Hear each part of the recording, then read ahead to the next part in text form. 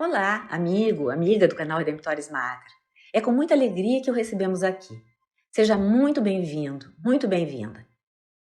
A nossa gota bíblica de hoje é a imagem usada por Jesus no discurso de despedida dos discípulos na última ceia, relatado por São João no seu Evangelho. Jesus usa uma analogia quando diz: "Eu sou a videira e vós os ramos". O que isso significa para a nossa vida? Muitas vezes entendemos a vida cristã como um seguimento de Jesus, uma busca de imitá-lo, e isso está certo. Também interpretamos esta passagem da videira e dos ramos no sentido de que Jesus quer nos dar vida, nos manter com Ele, algo que está relacionado à nossa própria salvação, que tem um caráter individual. A passagem da videira e dos ramos pode nos mostrar ainda outra faceta. Nós participamos organicamente da vida do Cristo. Ele não é apenas o nosso mestre, um modelo moral ou alguém a imitar na distância do tempo e da história. A nossa relação com ele não é de um aluno e de seu professor. Nós vivemos nele, estamos enraizados nele, alicerçados nele. Ele é nosso fundamento. É ele a fonte de nossa vida. Esta é a relação do cristão com Jesus Cristo. Só vivemos por causa dele, que nos alimenta e sustenta.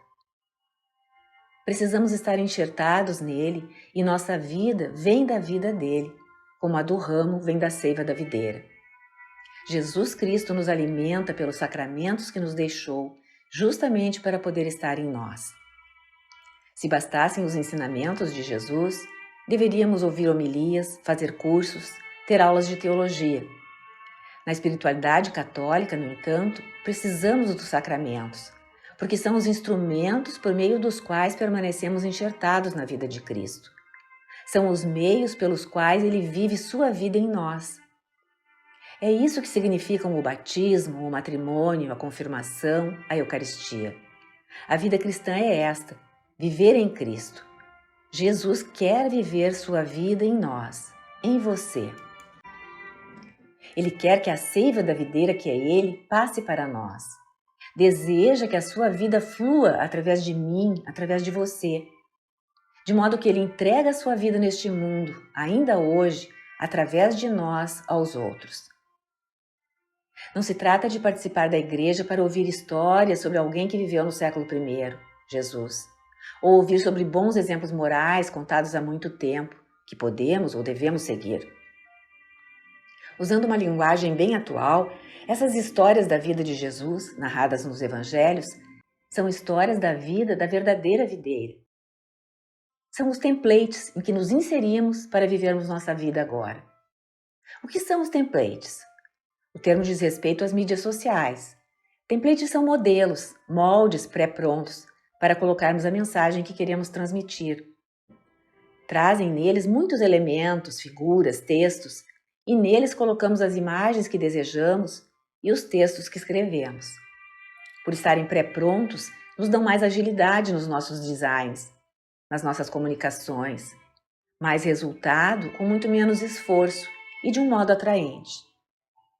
Muito bem, temos os templates, são as histórias da vida de Jesus. Precisamos saber o que fazer com eles. Como colocar neles, nessas histórias da vida de Jesus, a nossa vida? Olhando para as narrativas sobre Jesus, que os evangelhos nos contam, um primeiro template no qual somos convidados a colocar a nossa vida, e com isso fazer o bem ao nosso redor, é o de que Jesus era um companheiro de pecadores, apesar de não ser pecador, de nunca ter pecado. Mas ele gostava dos pecadores, passava tempo com eles, comia e bebia com eles nas casas deles. Dizia que tinha vindo não para os que estavam sãos, mas para os doentes, não para os justos, mas para os pecadores. Então, se Jesus, a videira, quer viver sua vida em nós agora, como seus ramos, também precisamos ser amigos dos pecadores. Entretanto, normalmente vivemos julgando os pecadores. Jesus julgou as atitudes deles, mas não à distância, friamente. Examinou e julgou condutas com o interesse de atraí-los para a sua amizade, para a sua vida, e não de destroçar suas vidas e expulsá-los do convívio, com o intuito de ser seiva na sua vida. para que fossem ramos na videira verdadeira. Nós podemos nos perguntar: quanto tempo estamos passando com os pecadores? Não julgando-os, mas tentando atraí-los para uma vida verdadeiramente salvadora? Jesus era amigo dos pecadores. Assim, nós que vivemos nele, somos chamados por ele a ser amigos deles também. Um segundo template. Jesus curava as pessoas. São tantas as histórias de curas ao longo dos evangelhos. Ainda hoje há pessoas a quem ele dá o carisma de realizar curas físicas. Porém, a maioria não tem esse dom. Contudo, cada batizado está destinado a ser um curador, um médico, alguém que traz paz, conforto, uma vida mais profunda aos que necessitam. Seria bem interessante nos fazermos uma pergunta bem simples no fim do dia, ao fazermos uma revisão do nosso dia. As pessoas ao meu redor estão mais vivas? Mais curadas? Foram curadas por causa da minha presença? Ou será que precisamos reconhecer, como pecadores que todos somos, que elas ficaram mais feridas? Jesus, a videira verdadeira, era a cura para as pessoas. Ele quer viver sua vida em nós. Então, não caiamos na armadilha. Tornemo-nos pessoas que trazem cura também. Sejamos portadores de vida e saúde ao nosso redor. Levemos a todos a seiva da videira que nos percorre.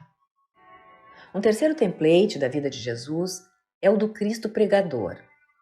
Ele ia de cidade em cidade, aldeia em aldeia, falando sobre o reino de Deus, convidando à conversão. Deixava um lugar para ir a outro, dizendo que havia outras pessoas que precisavam ouvir o que ele tinha a dizer.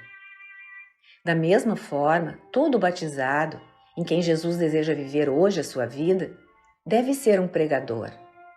Não necessariamente um pregador formal, com títulos e graduações. Isso também é importante e indispensável.